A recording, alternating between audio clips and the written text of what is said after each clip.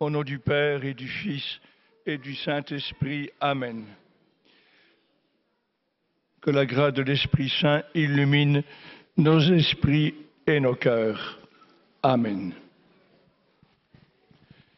Se laisser toucher par Jésus et aussi par Marie, les deux sont indissociables.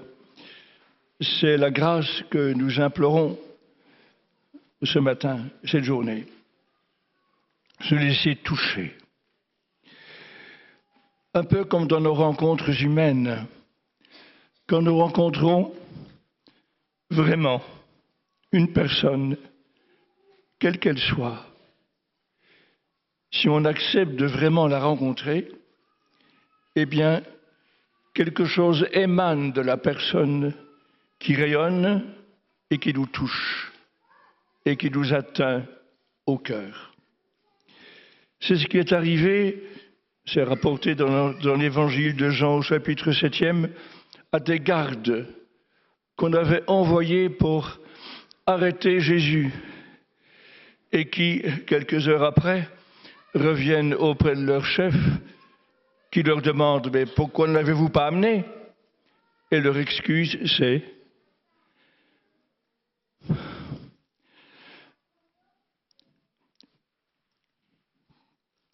Jamais homme n'a parlé comme cet homme-là. » Pourtant, il n'était pas a priori très intéressé. Il venait pour mettre la main sur quelqu'un, l'arrêter, et leur excuse, pas très valable du point de vue militaire, c'est « Jamais homme n'a parlé comme cet homme-là. »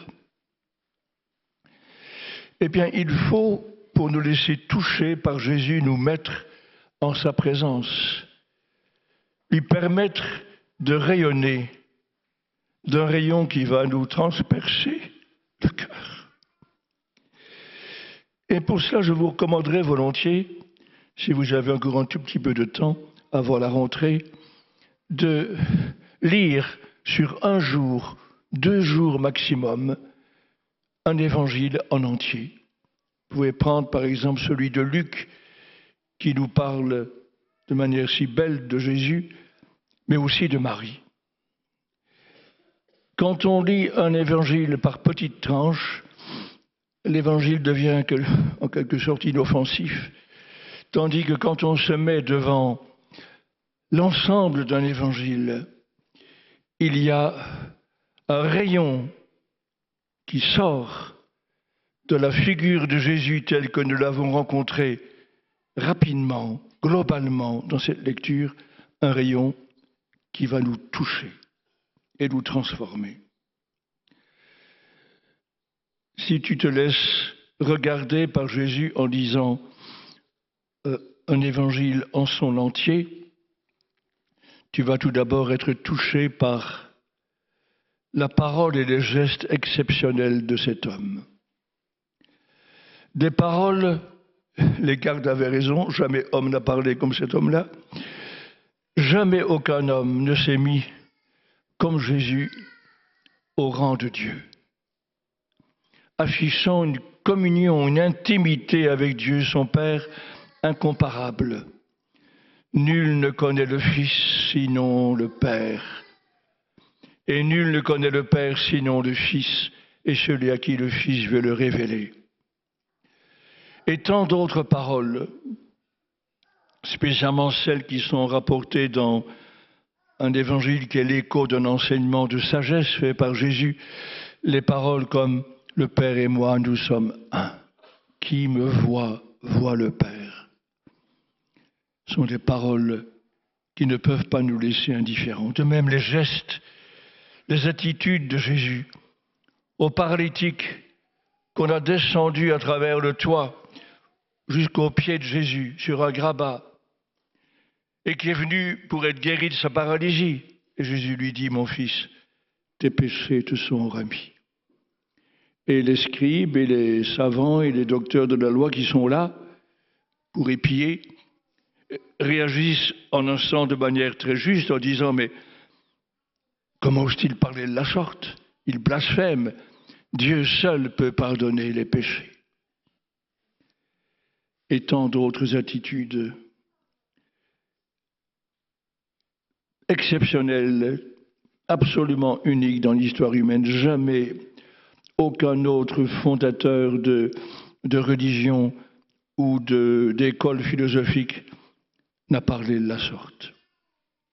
Il faut se laisser toucher par ce comportement de Jésus, fait d'une très grande proximité et en même temps d'une altitude, une altitude qui renvoie à la transcendance même de Dieu. Il faut ensuite, après avoir suivi Jésus dans les quelques 20 premiers chapitres, il faut le contempler, se laisser regarder par lui sur la croix. Comme c'est arrivé pour celui que nous appelons le bon larron, mais qui était un larron, qui était un assassin, mais qui a rencontré le regard de Jésus et s'est laissé toucher par ce regard. Il a compris ce que les autres n'ont pas compris. La grandeur de Jésus, sa souveraineté, sa royauté. Jésus, souviens-toi de moi quand tu viendras comme roi, quand tu viendras dans ton royaume. Saint Augustin, dans un de ses sermons, interpelle fictivement, littérairement, il interroge le bon larron en disant « Mais comment as-tu compris cela? Comment as-tu compris ce que les docteurs de la loi n'ont pas saisi? Aurais-tu médité constamment les Écritures pendant tes séjours en prison ?» Et il prête au bon larron la réponse suivante. Jésus m'a regardé et dans son regard, j'ai tout compris. Je les ai touchés. Et nous-mêmes, si nous nous plaçons devant le récit de la Passion, chez Luc et chez les autres évangélistes, chacun a rapporté un aspect de ce qui s'est passé sur la croix. Luc a retenu des paroles de miséricorde au bon larron. Aujourd'hui même, tu seras avec moi dans le paradis. Ou bien au moment de mourir, Père, entre tes mains, je remets mon esprit. Et aussi la parole de miséricorde, Père, pardonne-leur, car ils ne savent ce qu'ils font.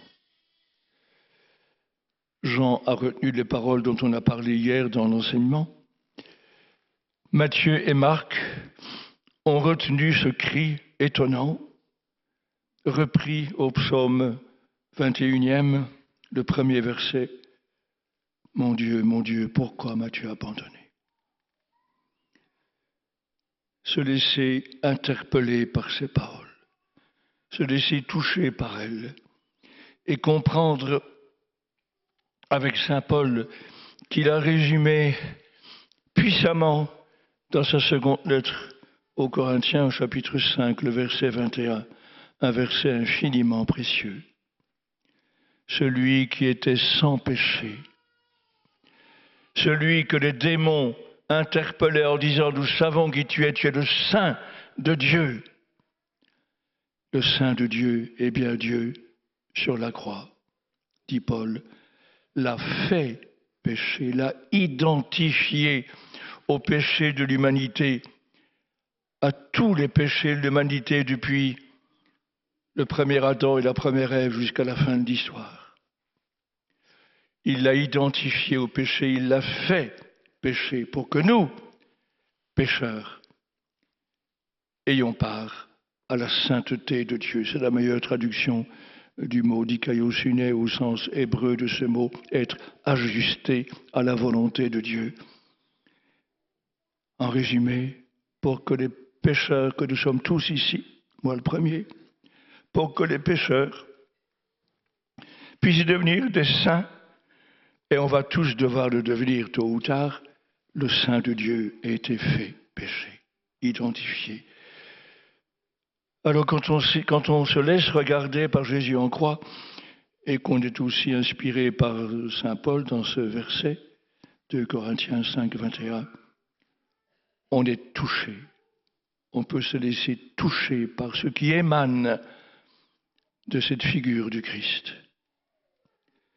Et enfin, si vous lisez dans Saint Luc et puis après dans tous les autres évangiles, si vous lisez les récits des apparitions de Jésus, vous allez craquer comme Thomas, le bienheureux Thomas, très précieux pour nous, qui au début ne veut pas croire. Il est un peu rationaliste comme on peut l'être aujourd'hui. Il ne croit que ce qu'il voit. Il paraît qu'il est le patron des architectes, une équerre à la main, il mesure, il contrôle, il calcule. Il exige de pouvoir introduire son doigt dans la marque des clous et sa main dans la plaie du côté. Et voilà que 8 jours après, quand il est là avec les autres, Jésus lui propose de le toucher de cette manière. On ne sait pas s'il le fait, mais en tout cas, lui, Thomas, est touché. Il ne demande plus à vérifier. Il craque, il tombe à genoux en formulant la plus belle profession de foi adressée à Jésus concernant Jésus. Mon Seigneur et mon Dieu. C'est la seule fois qu'on s'adresse à Jésus dans le Nouveau Testament en lui disant à lui et en redoublant l'affirmation mon Seigneur, Kyrios signifie déjà la condition divine, mon Seigneur et mon Dieu.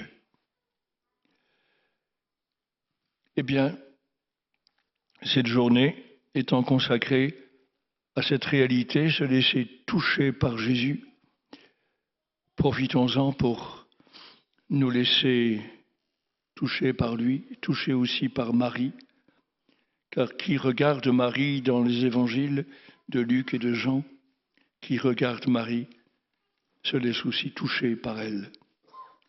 Et elle est un bon chemin pour s'approcher de Jésus, se laisser regarder, se laisser interpeller par lui et confesser à notre tour devant lui, mon Seigneur et mon Dieu. Amen.